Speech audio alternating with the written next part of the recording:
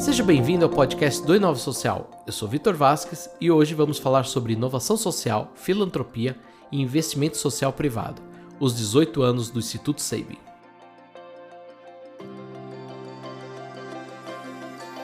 Diferente dos outros episódios desta temporada, esse especial contará com o depoimento de 4 porta-vozes experientes do campo da filantropia e da inovação social. Mas antes de começarmos, quero fazer um comentário institucional. Caso você não saiba, o Inova Social é um projeto do Instituto SEIB, organização responsável pelo investimento social privado e pilar estratégico da pauta ESG do Grupo SEIB. Além disso, o Instituto comemora 18 anos nesse mês de maio, e por esse motivo decidimos contar um pouco mais sobre essa história no episódio 109 do nosso podcast. Muito mais que um episódio institucional, a história do Instituto SEIB é um case para quem quer entender como a filantropia evoluiu até a inovação social e os seus impactos nas atuais discussões dentro do campo da governança ambiental, social e corporativa do Grupo SEIB. Dito isso, convido você a embarcar nessa história e ouvir as diferentes perspectivas sobre essas quase 2 décadas de experiências e aprendizados.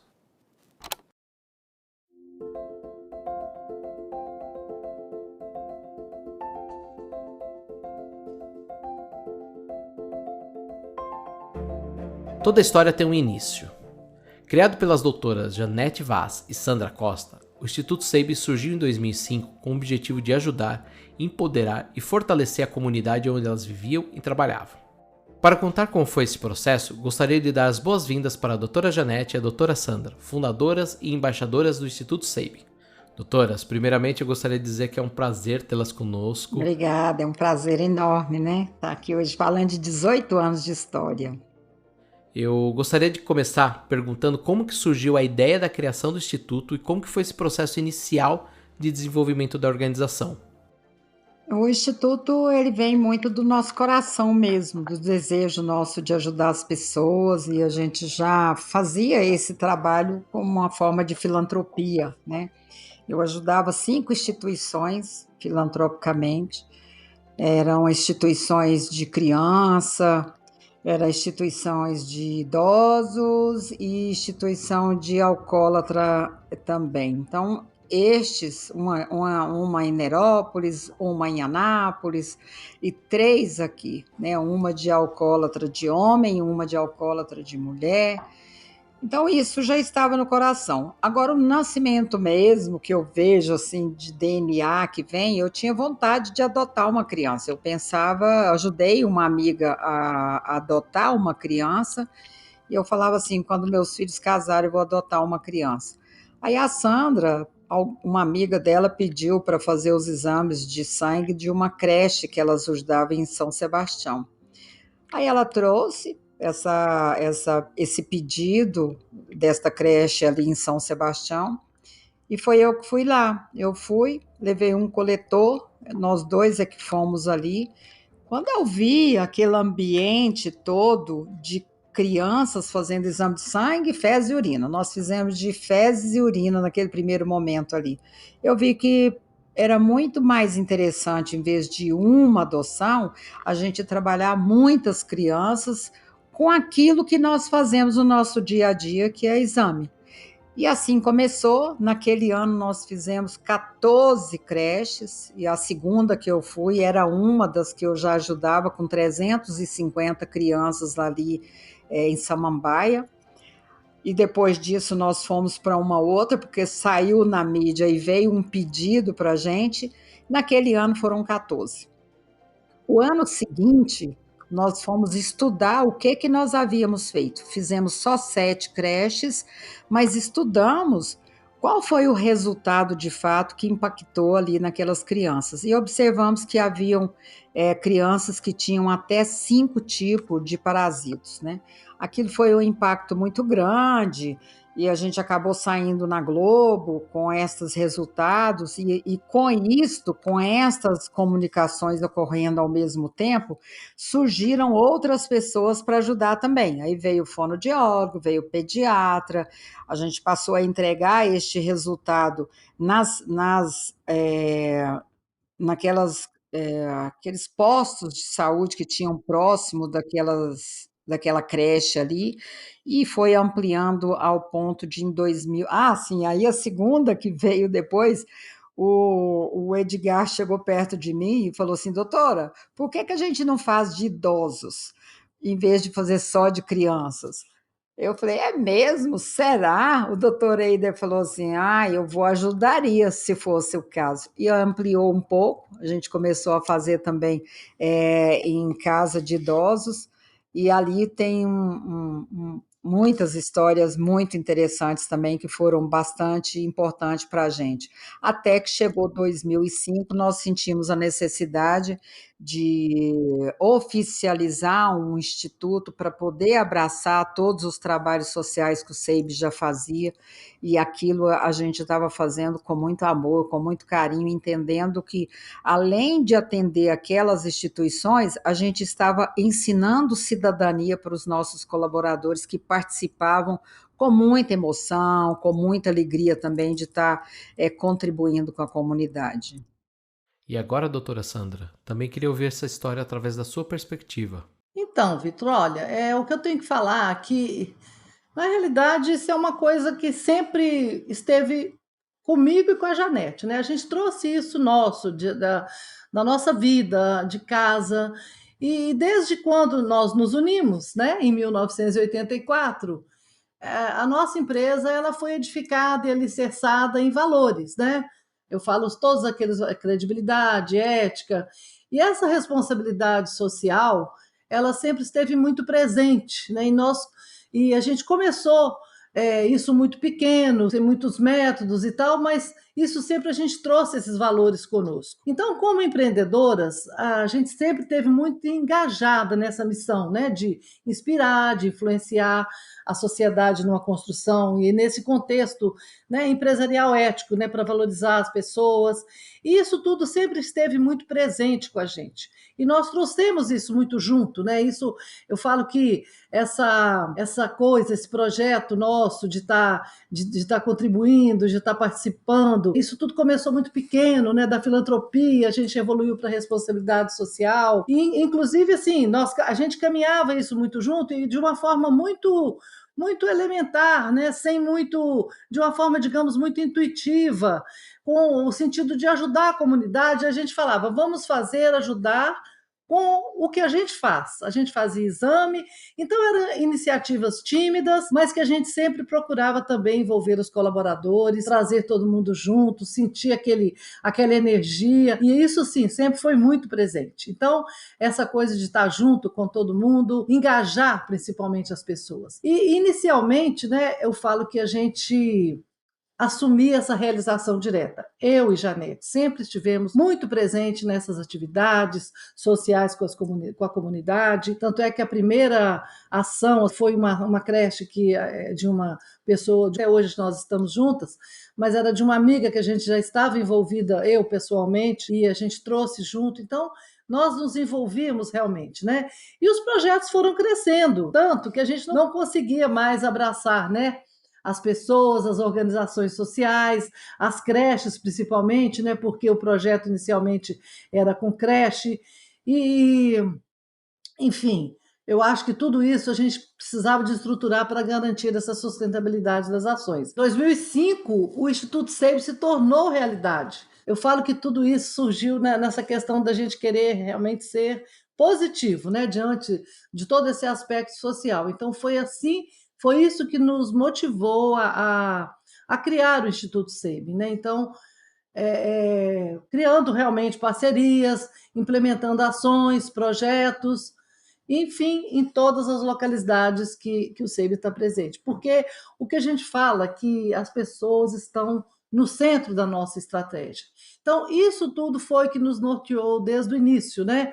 E eu falo mais também, né, que esse marco, né, da criação do Instituto SEIB trouxe uma nova dimensão, né? A gente trouxe um novo olhar, uma nova maneira de atuar, porque ficou tudo, a gente conseguiu estruturar, conseguimos ter uma nova visão, né? E trazendo isso tudo dentro dos nossos valores para que a gente pudesse realmente contribuir para a sociedade e fazer com que a gente pudesse fazer realmente as coisas acontecerem, né? Então, o Instituto SEIB, né, a gente sabe, né, que a gente consegue, né, fazer tudo acontecer, a gente faz tudo isso, e hoje, né, a gente conseguiu evoluir, né, porque começamos com filantropia, investimento social, enfim, hoje nós estamos, né, eu falo que nós temos esse pilar importante, a gente fala tanto em ESG, né, então o pilar social, né, eu falo que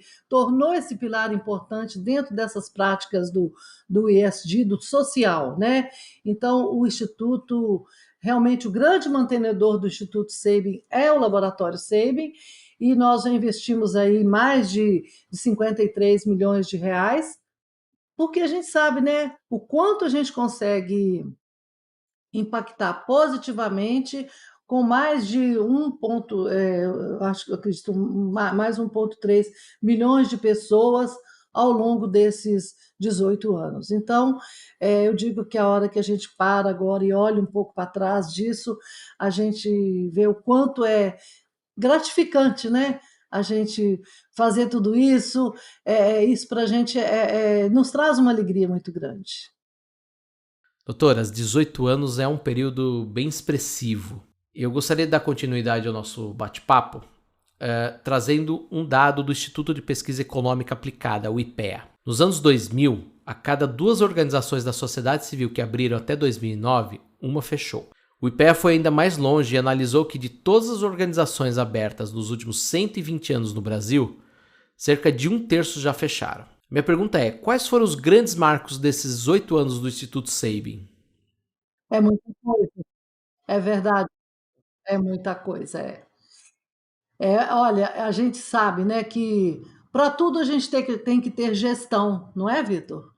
E nós somos uma empresa assim, nós somos, né, a gente entende, né, eu falo do Instituto Sabin, mas sempre pensando também como uma empresa engajada com responsabilidade social.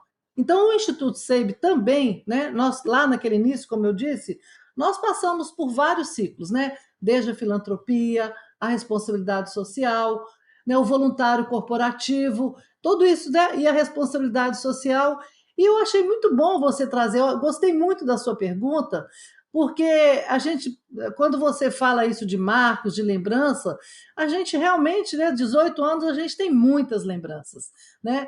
E o Instituto Sabin, né, ele surgiu realmente porque a gente quer contribuir, né, desde o início para fazer um mundo melhor, para promover o desenvolvimento do ser humano em todas as dimensões, em todos os sentidos, né? De uma maneira holística, de uma maneira total. E é dessa forma que a gente vem atuando e a gente tem tido tantos indicadores hoje que a gente tem tantos que é aquilo que eu te falei. Tudo precisa ter uma gestão.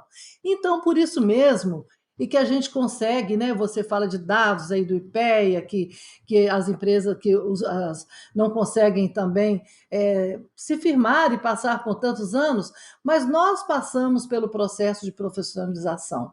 É importante a gente falar isso. Então, nós estabelecemos primeiro um time exclusivamente para dedicar ao Instituto, né? Bem como a gente investiu também na evolução da governança. Assim como nós pensamos na governança do Sabin, pensamos também na governança do Instituto Sabin.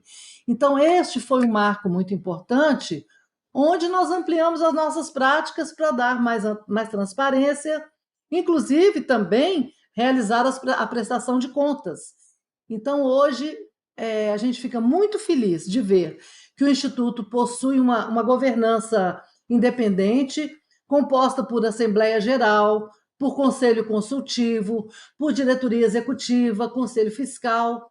Então, é isso que eu acho que são esses pilares que dão uma sustentação muito importante para que a gente possa realmente seguir em frente, planejar, pensar nas ações futuras, né? E além, é claro, da equipe técnica, né? Que possui uma rede de colaboradores voluntários, que isso é importantíssimo em todas as regiões de atuação do Grupo Sabin.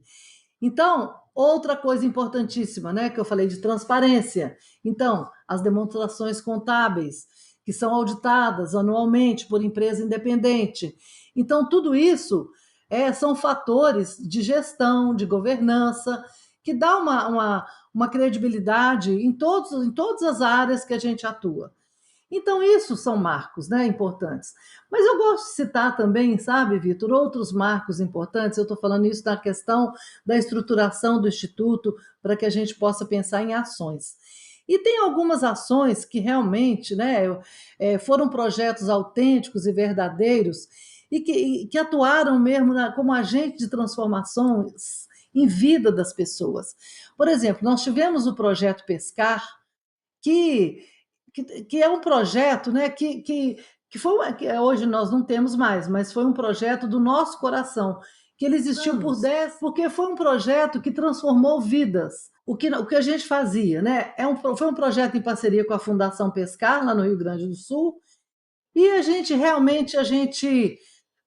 o que a gente fazia? Uma qualificação pessoal e profissional de jovens entre 16 e 19 anos, de famílias de baixa renda, em situação de vulnerabilidade social. Então, o que, que nós fazíamos? A gente habilitava esses jovens para atuar no mundo corporativo e estimulando também a formação de novos hábitos, de atitudes de convivência. E foi fantástico, né? Hoje a gente sabe, a gente acompanha mais de 10 anos que já terminou o projeto Pescar, mas a gente acompanha esses jovens que saíram do Pescar e hoje são profissionais maravilhosos. Então a gente sabe, né, que foram acho que mais de quase 170 jovens, e hoje mais de 90% são profissionais, são advogados, são contadores, outros estão empregados, e a gente fica muito feliz de ver esse projeto de transformação na vida das pessoas, que é exatamente o objetivo do Instituto. Um outro projeto também, rapidamente, uma atuação lá no início do Instituto Sabin, acompanhando lá naquele início o movimento das startups, um projeto já de inovação social, então uma visão que nós tivemos através da Artemisia, que é uma aceleradora social, nós aceleramos, aí trouxe para acelerar aqui dentro do Sabin um, um, um projeto, quer dizer, nós fizemos um projeto de incubação. Então, nós fizemos uma incubação de uma startup chamada Pixels aqui dentro. Então, foi um investimento feito pelo Instituto para desenvolver uma tecnologia que, aliás, ela está aqui dentro hoje, que nós até somos investidores. Então, isso foi uma coisa, né, que o Instituto SEB trouxe já naquela visão de inovação social. Então, é isso, sabe, Vitor? Nós queremos realmente fazer, né, a forma que o Instituto quer. Eu acho que isso é muito importante, fazer a diferença na vida, né, de muitos brasileiros, de norte a sul do Brasil.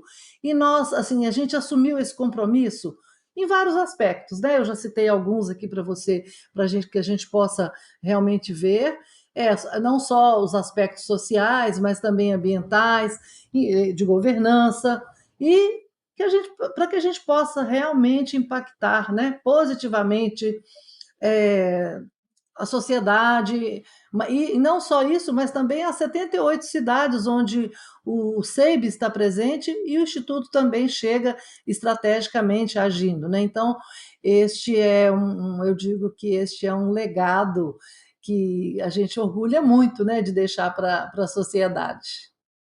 E para a doutora Janete, tem algum grande marco que vem à sua mente agora? Tem. Como eu te falei ali, no começo a gente fazia como filantropia mesmo.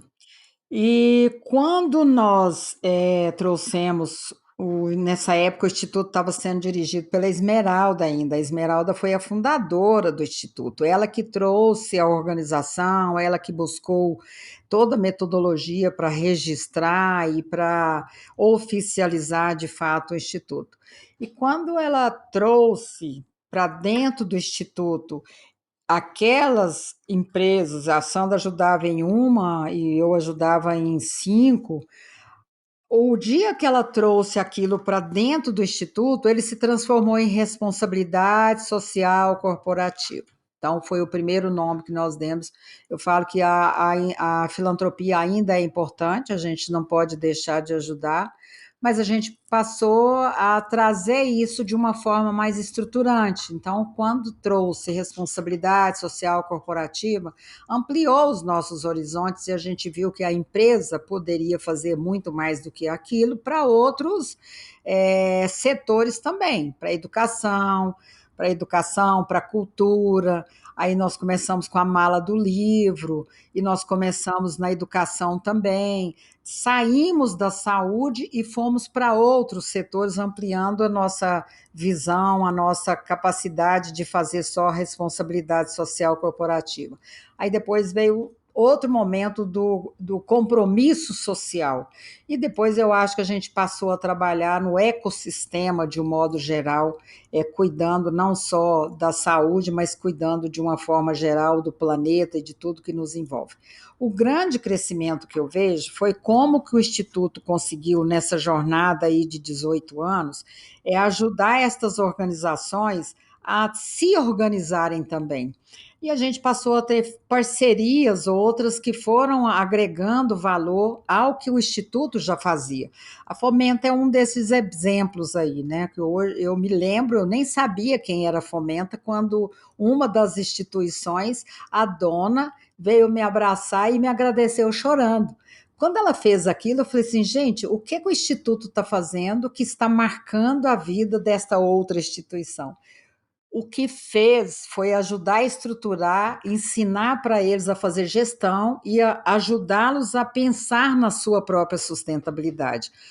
É isto que eu acho que fez muita diferença. Nós não chegamos só para doar, nós não chegamos só para levar uma ajuda social. Nós chegamos para marcar, para transformar. Nós chegamos para ajudar a iluminar caminhos e trazer transformação de vida para a pessoa, né? Então, além de nortear as estratégias sociais, eu acho que esses foram os eixos também que fortaleceram a nossa conexão e essa nossa contribuição para o desenvolvimento social e econômico de todas as cidades deste Brasil em que nós estamos. Hoje nós estamos em 78 cidades, em todos os lugares, aonde o SEIB abriu uma porta, o Instituto SEIB também chegou para organizar, para transformar e também para absorver o que já estava sendo feito ali. Nós não inventamos a roda também, não. Se nós chegarmos em uma região em que aquela unidade do SEIB, que já está ali, já atende aquela comunidade, por que não continuar? Né? O Neogiba em Salvador foi um deles. Nós chegamos ali, já existia um trabalho sendo realizado com eles. Então, nós ampliamos e levamos aquilo que nós já fazemos aqui, mas respeitamos aquilo que eles já fazem ali também. Então, é um trabalho intenso que envolve uma articulação de muitos atores, né, da sociedade, mas com resultados recompensadores que contribuem realmente não só com a saúde, mas também com a inovação social. Esse é um legado que nos orgulha muito da gente estar deixando para a sociedade. É como se fosse uma devolução de todo o prestígio que a sociedade tem feito. É a nossa forma, minha e da Sandra, de enxergar de que o SEIB precisa de dar um retorno e precisa de dar um conhecimento maior também interno dentro da empresa, da nossa responsabilidade com a comunidade que nos prestigia. A gente tem muita gratidão a cada voluntário que nos ajuda nessa jornada, né? E a gente sempre convida outros atores para participarem junto conosco. Essas diversas parcerias que hoje o SEIB tem, graças a esse olhar amplo que a gente tem de estar envolvendo todos e trazendo todos juntos. Eu vejo muito como uma missão mesmo, né? Deus não fica devendo nada para ninguém. Quanto mais nós servimos a Ele, quanto mais nós contribuímos, quanto mais nós saímos da nossa zona de conforto, mais nós recebemos dele.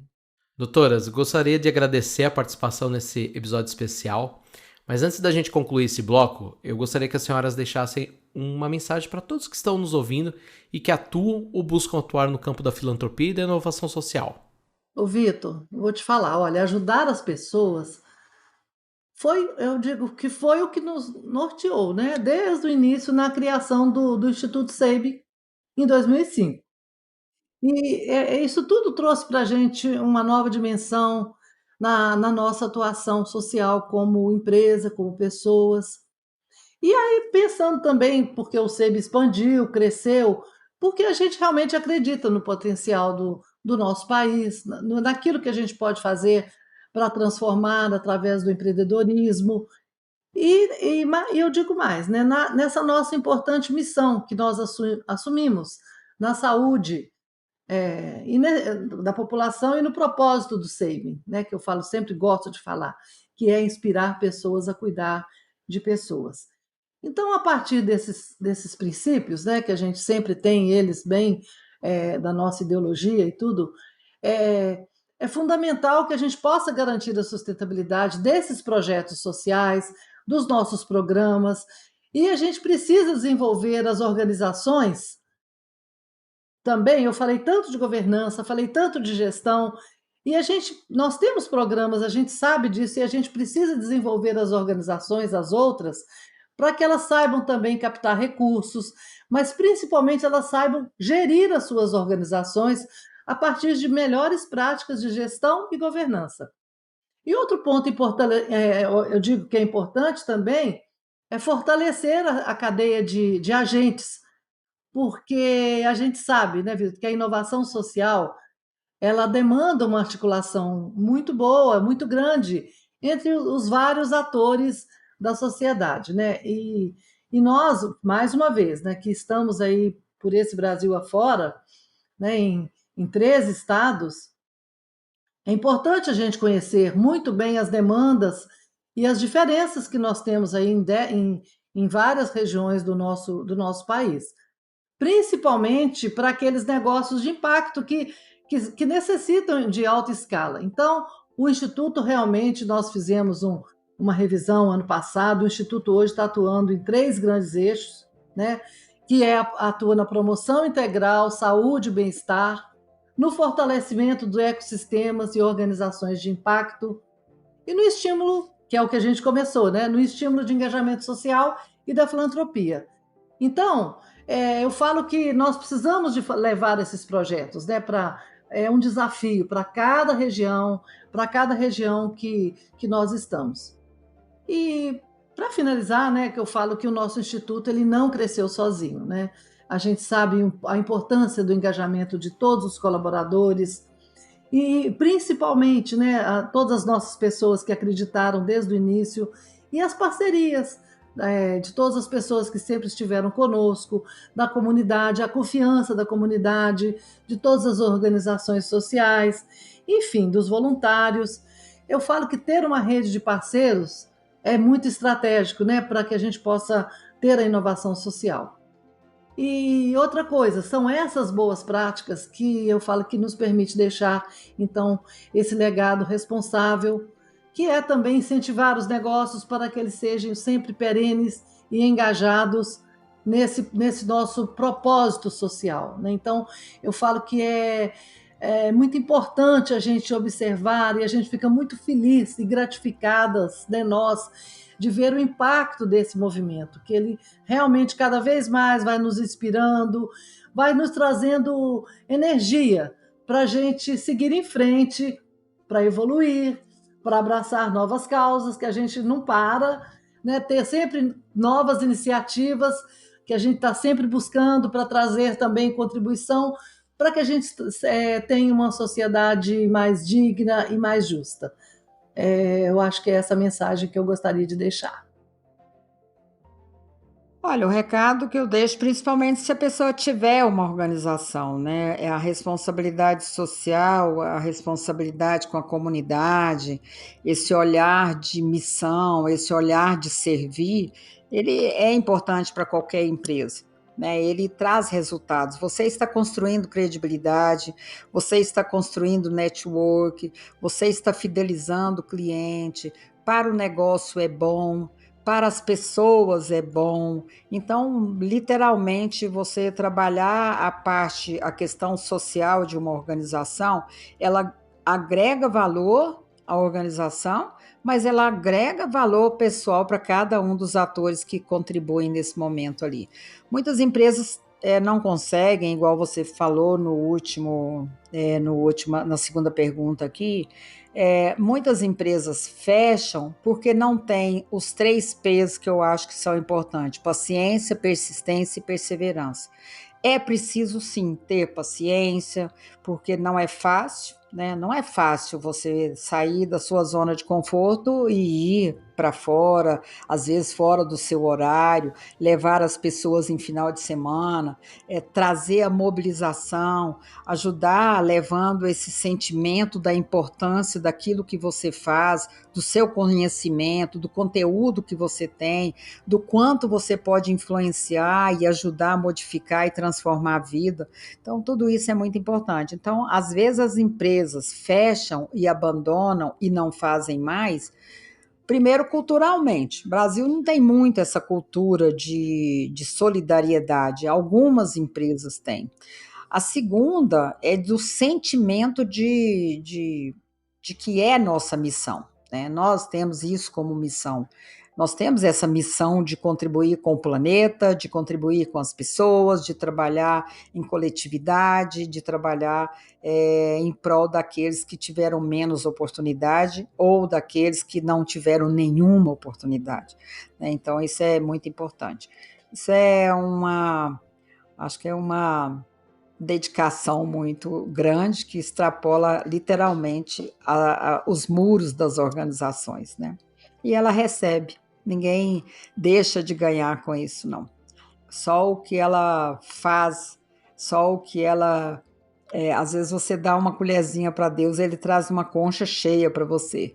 E outra coisa, às vezes você dá um pouquinho daquilo que nem falta vai fazer para você, e aquele que recebeu, ele tem uma gratidão enorme, né? Ele tem uma gratidão e para ele aquilo é muito. Então isso é compensador e isso é o que nos faz feliz. Então, se você quer saber como ser feliz, então sirva primeiro, o resto você recebe, né? Olhe para fora, olhe quantas pessoas precisam daquilo que você tem dentro de você. Então isso é missão e eu gosto disso.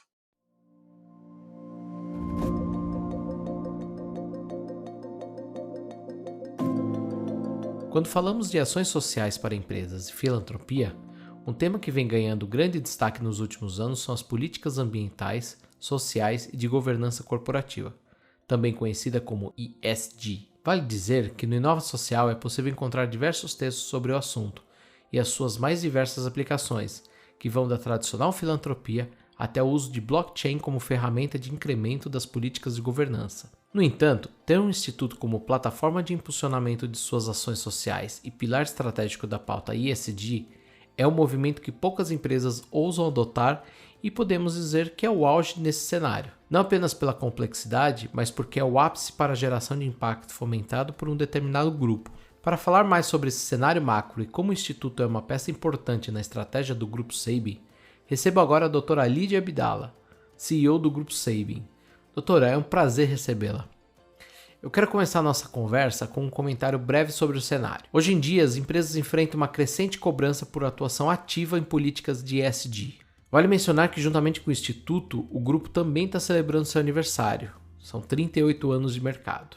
Na minha visão, a presença do Instituto na estrutura do grupo evidencia que as políticas ESG estão presentes no DNA do Sabin desde o começo. Dito isso, eu gostaria de começar perguntando qual que é a importância de ter o Instituto Sabin mantido pelo grupo e das ações de ESG do Sabin. Bem, ESG, né, que hoje se falam tanto, na realidade é olhar para a responsabilidade social, responsabilidade ambiental, boas práticas de governança corporativa. E isso está na essência do Sabin.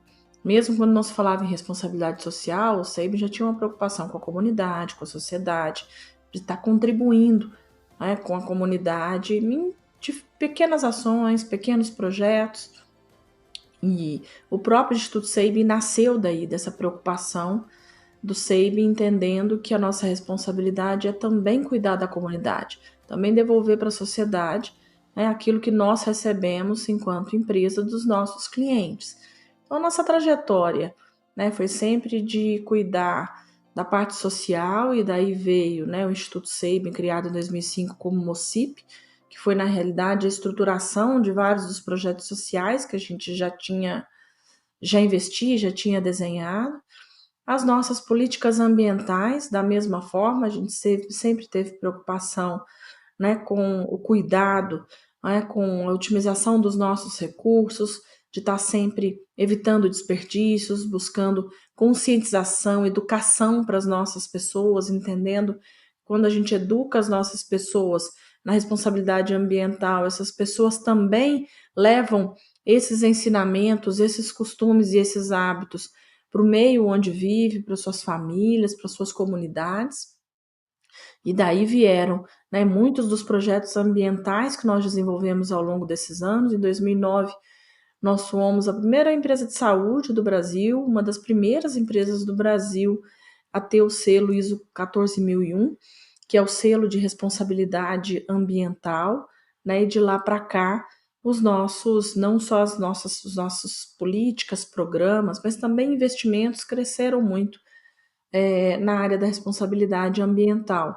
A nossa sede em Brasília é um exemplo disso, né? O projeto da sede foi todo desenhado e feito para a otimização dos recursos naturais, para usar da melhor forma possível. Então, o prédio ele foi feito com um sistema de iluminação inteligente, ar-condicionado, uma estação de tratamento de água, porque a gente utiliza muita água no nosso processo produtivo, na realização dos exames.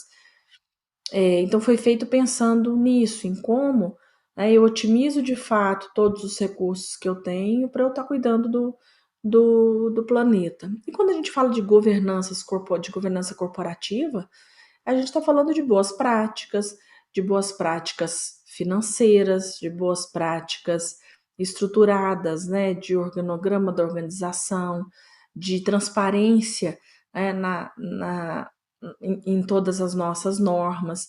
Então, o Sabin sempre fez isso, desde quando era uma empresa pequena, quando nem tinha obrigação ainda legal de fazer, mas a gente já tinha essa preocupação. Então, é uma empresa que, ao longo da sua trajetória, né, sempre cuidou de todos os pilares, entendendo que para entregar o melhor serviço para o meu cliente, eu tinha que estar cuidando do planeta, cuidando das pessoas, né, cuidando dos nossos parceiros, de todos os stakeholders. Nós sabemos o quanto nós somos importantes para a nossa cadeia de fornecedores, por exemplo.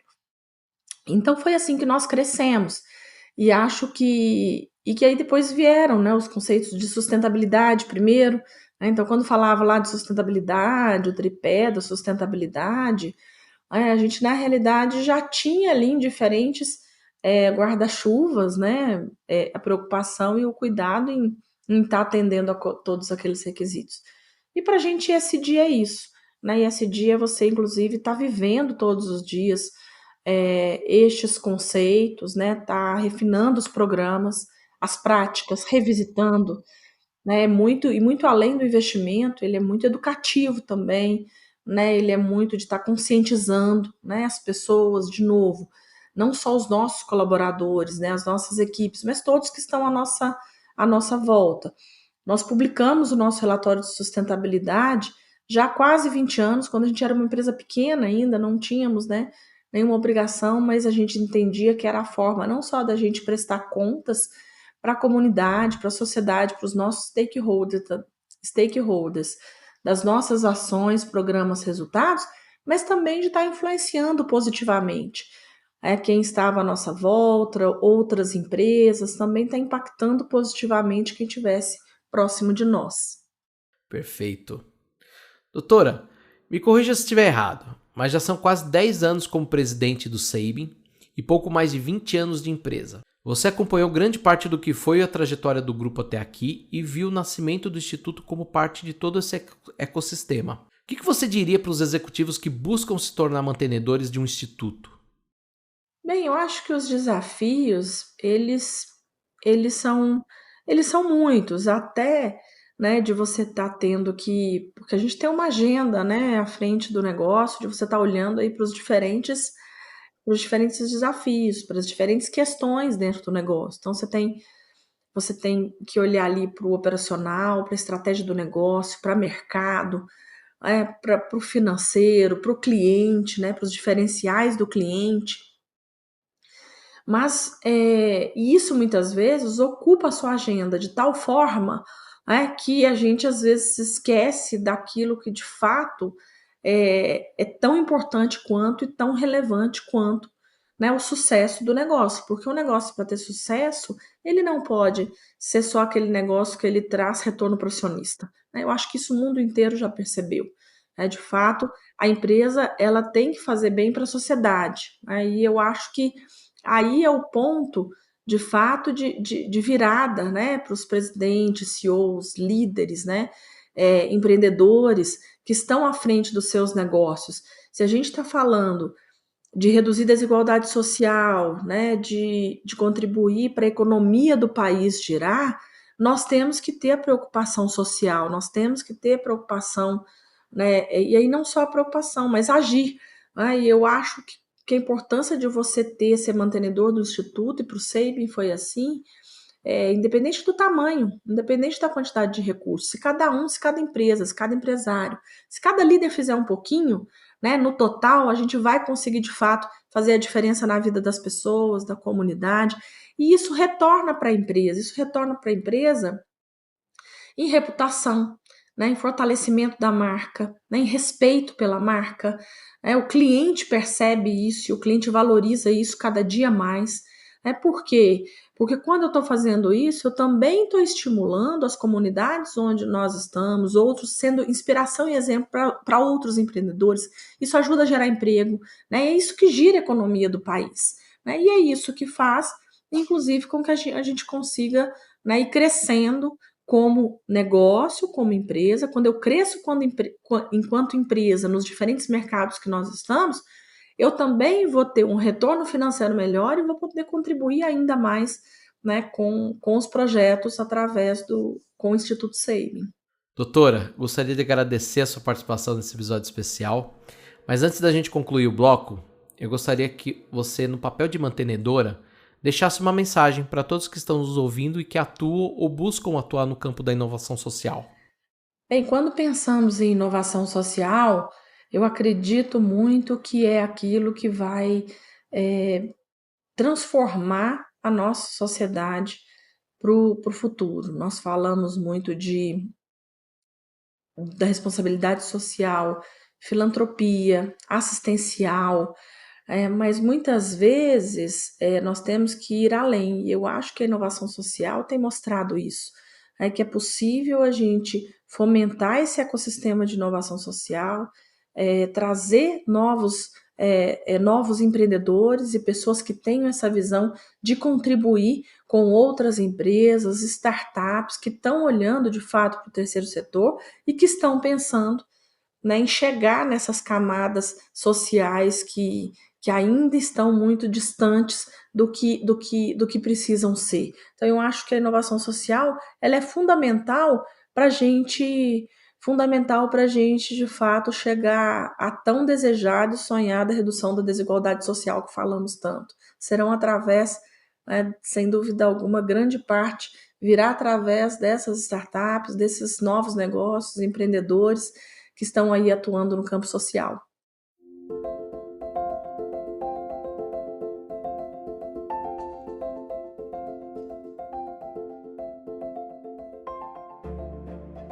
Ao longo da evolução da filantropia até a inovação social, diversos aspectos demonstram o progresso desse campo, incluindo a mensuração do impacto e o aprimoramento das metodologias. Enquanto a filantropia tradicional possui um formato mais mecenas, a inovação social traz à tona a questão fundamental: qual que é o verdadeiro impacto de uma iniciativa? Uma dessas metodologias é a teoria de mudança, uma abordagem sistêmica e abrangente com o foco de planejar, projetar, implementar e avaliar projetos e programas de intervenção social, ambiental ou de desenvolvimento. Para explicar melhor esse cenário, conto agora com a presença do Gabriel Cardoso, gerente executivo do Instituto SEIBM. Gabriel, seja bem-vindo. Fala, Vitor. Eu que agradeço a presença neste valoroso podcast que eu tanto ouço, né? De 15 em 15 dias tá tocando na rádio do meu carro. Gabriel, para a gente começar, você poderia explicar brevemente o que é a teoria de mudança e como que ela colabora no panorama do impacto? Boa. Bom, a gente quando fala de desafios sociais, especialmente aqui no Brasil, né, Vitor, a gente acaba tendo um universo muito grande de problemas, né? A pobreza ela é multidimensional, então ela se interliga em diversas dimensões da realidade. Então, por exemplo, quando a gente vai falar de de saúde, a gente entende que a alimentação influencia a saúde, mas que também a moradia influencia a saúde, mas que a inclusão produtiva influencia a moradia e que a educação vai influenciar a inclusão produtiva. Então, é uma discussão bastante complexa, né? E a gente acaba que, quando está numa posição de atuação social, a gente precisa de um norte que balize um pouco as nossas decisões e que nos auxilie a chegar num ponto futuro, né, de melhoria social. Porque senão a gente acaba, né, com essa multidimensionalidade, a gente acaba querendo ajudar tudo, contribuir com diversas iniciativas, resolver muitos problemas e que é impossível, né? Quem tudo faz acaba nada fazendo. Então a teoria de mudança, né, esse nome teoria sempre assusta. Quando a gente fala teoria de alguma coisa, as pessoas já colocam um pezinho atrás, mas é algo bem simples que eu quero explicar. Basicamente é o seguinte: a gente projeta uma mudança no futuro. Então a gente parte de uma situação, de um contexto atual, ou seja, o Instituto Sabin está situado nessas regiões, ele se envolve com essas comunidades, ele tem esses stakeholders, ele tem essa história. E quando a gente entende esse contexto atual, a gente projeta, então, uma mudança para o futuro, resolvendo e melhorando esse contexto nos aspectos sociais, esse contexto que a gente está. Para chegar nessa mudança do futuro, Vitor, a gente cria, então, uma teoria, que nada mais é do que uma cadeia de causa e consequência mostrando como que a gente vai chegar lá. Então, se você abre lá a teoria de mudança do Instituto Sabin, você vê no futuro a nossa missão: contribuir para a melhoria da qualidade de vida, do bem-estar e da prosperidade nas comunidades onde o Grupo Sabin atua, fomentando a inovação social.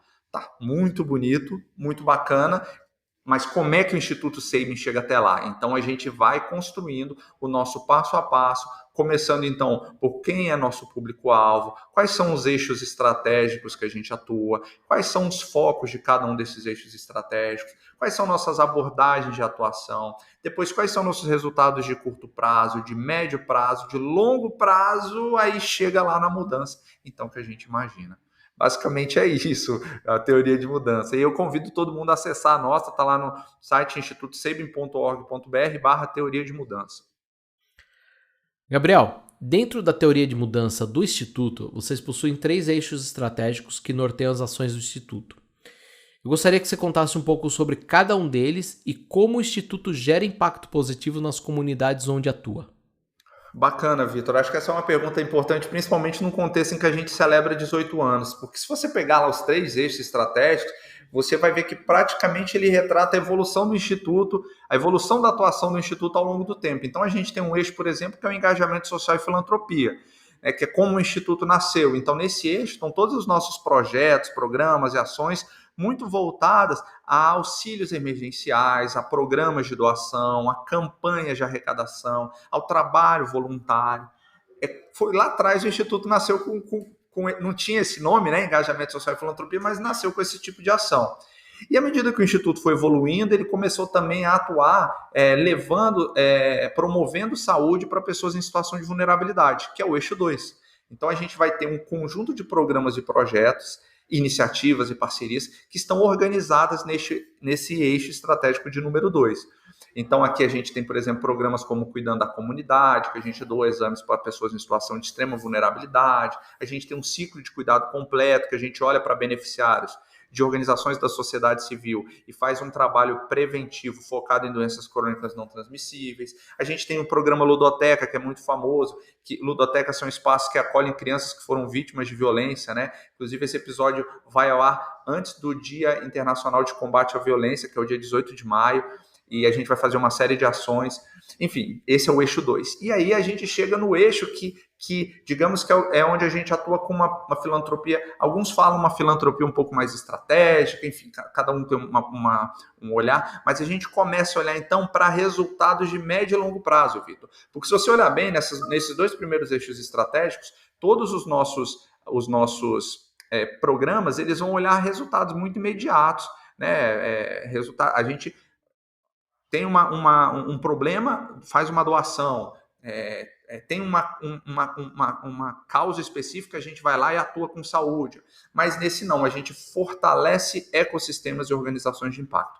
Esse é o outro eixo. Eu falei aqui numa ordem, esse é na verdade o eixo 2, mas eu falei numa ordem histórica aqui da evolução deles no Instituto, mas a gente chama ele de eixo 2. E aí nesse eixo, Vitor, a gente tem um trabalho então que é um pouco mais sistêmico e estrutural. Então a gente não olha mais para os beneficiários, né, as pessoas que estão em situação de privação, em situação de vulnerabilidade, enfrentando um problema social, mas a gente olha para as organizações e para os atores que já estão contribuindo para enfrentar esses problemas. E aí, quando a gente entende um ecossistema, ou seja, a gente tem as pessoas, os problemas sociais, a gente tem organizações que enfrentam esses problemas sociais, as pessoas que sofrem esses problemas sociais, quem aporta recursos para que esses problemas sejam resolvidos, sejam recursos públicos, sejam recursos privados.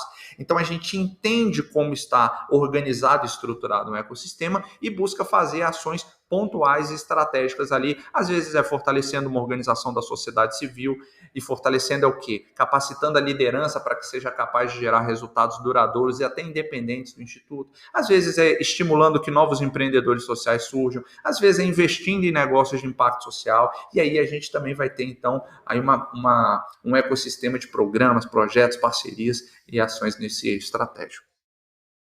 Gabriel, no eixo que contempla o fortalecimento de ecossistemas e organizações de impacto, e que abrange, entre outros projetos, o Inova Social, como eu falei no início desse episódio, o Instituto possui diversas ações para impulsionar o impacto social. Qual que é a importância de fortalecer o ecossistema e quais os outros projetos que você pode destacar dentro desse eixo? Boa, Vitor. É bem legal você provocar que a gente aprofunde um pouco essa discussão nesse eixo, porque é o eixo, digamos que, menos trivial do Instituto. Aliás, a gente é conhecido, né, quando a gente está nessa bolha, digamos assim, a gente é muito conhecido por atuar fortemente nesse eixo. Mas quando a gente está falando com pessoas fora da nossa bolha, pessoas do universo corporativo, do setor público, elas têm uma dificuldade muito grande de compreender o que é esse eixo, né? E aí a gente vai ter programas, né, iniciativas, como você falou, por exemplo, o próprio Inova Social, que é uma iniciativa que busca produzir e disseminar conteúdo que seja relevante para os ecossistemas. Então, veja o detalhamento que a gente chega. A gente diagnostica que alguns ecossistemas não têm conteúdo, não têm conhecimento ou não têm acesso, a conhecimento suficiente, necessário, relevante ou de forma imediata. Então, a gente estrutura uma solução para entregar conhecimento, que é o que o Nova Social faz com tanta maestria. Inclusive, esse podcast é um exemplo, né? Se a gente olhar, aí são 100 e poucos episódios, entregando conteúdo relevante, compartilhando histórias que ajudaram ao fortalecimento e estruturação de outros ecossistemas. A gente tem também programas que vão auxiliar, se pegar a jornada do empreendedor social, a sensibilizar pessoas a se tornarem empreendedoras sociais. Por exemplo, se você entrar no site agora www.jornadasocial.com.br, você vai ter um curso, uma experiência gratuita de empreendedorismo social, com websérie, com podcast, com e-book, com workbook, por aí vai.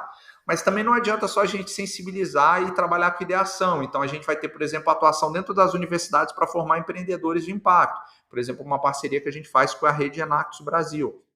Mas também não adianta só formar empreendedores de impacto, porque já existem empreendedores sociais em ONGs, em organizações da sociedade civil no Brasil. E aí a gente tem programas que apoiam ONGs ou organizações da sociedade civil, né? Enfim, são dois termos aí basicamente para o mesmo tipo de organização. Falando de uma forma superficial, logicamente, por exemplo, Saúde Mais é um deles. Se você entrar no site saudemais.org.br, você vai ver esse programa. Tem o PAIS, que é o Programa de Aceleração de Impacto Social. E aí a gente chega até, Vitor, para você ter ideia, em programas que a gente olha para todo o ecossistema. Por exemplo, a Coalizão pelo Impacto. Tem no site, pessoal, coalizãopeloimpacto.com.br. Você pode entrar lá e você vai ver que a gente é parceiro estratégico de uma ação que envolve diversas organizações para fortalecer 6 ecossistemas do Brasil. E, Vitor, a gente chega até o finalzinho quando negócios de impacto já estão estruturados, estão precisando de recursos financeiros para tracionar, para escalar. Então, por exemplo, a gente é parceiro estratégico da plataforma de empréstimo coletivo da Cital. Então, veja, a gente entende de uma forma muito complexa as dores e os desafios das organizações e das iniciativas sociais e tenta endereçar soluções muito específicas, muito customizadas para cada situação, para cada região e para cada desafio no momento adequado. Gabriel, queria agradecer essa participação no episódio especial.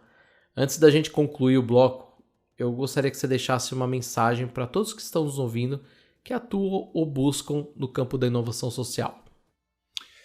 Bacana, Vitor. Eu acho que, inovação social, eu entendo inovação social com um conceito amplo, né? Então, são novas e melhores formas de abordar os problemas sociais que nos cercam, os problemas socioambientais que nos cercam. E eu vejo que a gente pode atuar com inovação em qualquer área que a gente trabalhe, em qualquer dimensão da nossa vida profissional. Se a gente já está numa empresa grande, se a gente está numa empresa nascente, basta que a gente passe a entender que a nossa ação no mundo é uma ação que contempla outros elementos, além dos elementos financeiros, além dos elementos políticos e culturais, mas também os elementos sociais e ambientais. Então, se a gente insere esse chip aí no nosso cotidiano, no nosso trabalho, seja ele qual for, a gente pode incorporar iniciativas que são condizentes com aquilo que já faz e que possam gerar um impacto social positivo. Então, a dica que eu dou, né? Não sei nem se é dica, assim, né? Mas dentro desse papo, assim, uma palavra de encorajamento é simplesmente comece. Comece com algo que esteja ao seu alcance, com o recurso que você tem, mas comece. Para encerrar, agora eu quero falar com você que está me ouvindo. Como vimos ao longo do episódio, o impacto social mudou com o passar dos anos. Durante 18 anos, o Instituto Sabin entendeu que, para gerar impacto positivo, é necessário se transformar. Nascido na filantropia tradicional, até a aplicação da teoria de mudança, vemos que muita coisa mudou. E se você chegou até aqui, eu imagino que você busca entender mais sobre esse cenário e as metodologias de impactos mais recentes. No entanto, eu gostaria de lembrar que, independente da abordagem, o impacto possui um elemento fundamental: as pessoas. Não importa o tamanho do impacto, se ele é sistêmico, pontual ou possui uma jornada de 18 anos. Espero que ao ouvir esse podcast você inicie seu dia sempre se perguntando: como eu posso gerar esse impacto positivo nesse novo dia? Independente se esse impacto seja na sua comunidade, no seu trabalho ou na vida de uma pessoa. A inovação social e o impacto social começam dentro de cada um de nós. Nos vemos no próximo episódio. Até lá, tchau!